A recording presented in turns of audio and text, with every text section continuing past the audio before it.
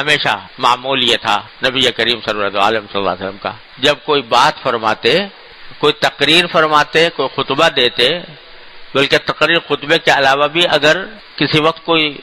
اہم بات کرنی ہوتی تو پہلے حمد و ثنا فرماتے، الحمدللہ رب العالمین والصلاۃ والسلام علی رسول اللہ، ہمیشہ کی عادت، اور یہ حضرات صحابہ کرام کی بھی عادت۔ اور میں نے دیکھا ہے کہ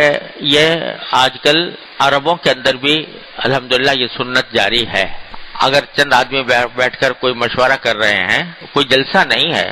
کوئی باقاعدہ اجتماع نہیں ہے، باقاعدہ جلسہ نہیں ہے، لیکن چند لوگ بیٹھ کر باتیں کر رہے ہیں اور کوئی مشورہ کر رہے ہیں، تو جب کوئی شخص رائے دے تو پہلے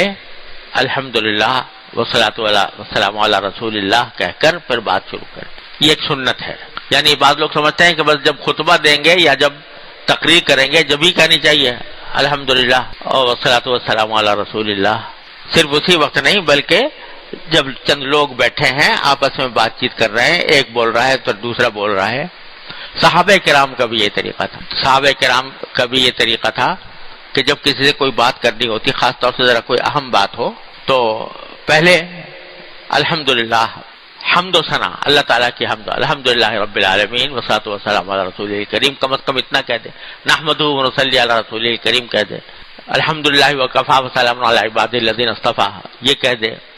الحمدللہ رب العالمین والصلاۃ والسلام علی رسول کریم یہ کہہ دے۔ تو ہمارے ہاں عام طور سے یہ رواج ہو گیا ہے کہ جب تقریر کرے کوئی شخص، کوئی خطبہ دے، کوئی تقریر کرے، باقاعدہ جلسہ ہو، تقریر ہو، بیان ہو، تب تو یہ کہتے ہیں، لیکن آپس میں اگر کوئی مشورہ کر رہے ہیں بیٹھ کر اور کوئی بات چیت کر رہے ہیں تو اس میں یہ رواج ختم ہو گیا ہے، یہ سنت مردہ ہو رہی ہے، اس کو زندہ کرنے کی ضرورت ہے۔ جس مجلس میں اللہ تبارک و تعالیٰ کی حمد و ثنا نہ ہو، اللہ تعالیٰ کا ذکر نہ ہو، تو ایک حدیث میں آتا ہے کہ وہ مجلس قیامت کے دن حسرت بنے گی لوگوں کے لیے حسرت بنے گی کہ ہم نے مجلس میں بیٹھے تھے اور اللہ تعالیٰ کا کوئی ذکر نہیں کیا۔ تو مجلس کے آداب میں سے یہ ہے کہ جب آدمی بات شروع کرے، کوئی بھی بات ہو، تو اس سے پہلے اللہ تعالیٰ کی حمد و ثنا کر لے اور نبی کریم صلی اللہ علیہ وسلم پر درود بھیج دیں۔ اور یہ بھی حدیث میں آتا ہے کہ جب آخر ختم کرے تو سبحان ربک رب العزت عما یصفون وسلام علی المرسلین والحمدللہ رب العالمین یہ پڑھ کر ختم کرے تو مجلس کا کفارہ ہو جاتا ہے، یعنی مجلس میں اگر کوئی غلطی کی ہے تو اللہ تعالیٰ اس کی برکت سے وہ معاف فرما دیتے ہیں۔ تو یہ طریقہ تھا نبی کریم صلی اللہ علیہ وسلم کا اور صحابہ کرام کا۔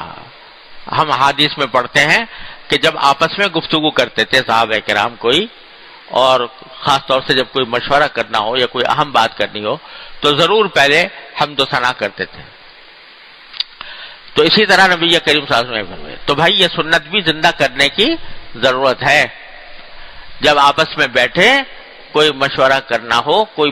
ایسی بات کرنی ہو جو ذرا تھوڑی سی بھی اہمیت رکھتی ہو، تو اس کا آغاز